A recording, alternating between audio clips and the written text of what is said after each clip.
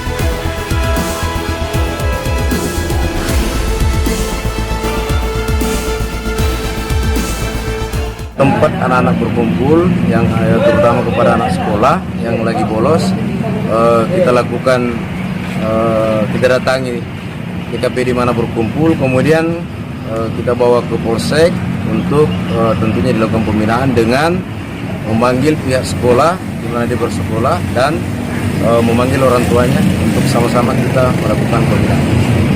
Download Tribun X sekarang. Menghadirkan lokal menjadi Indonesia.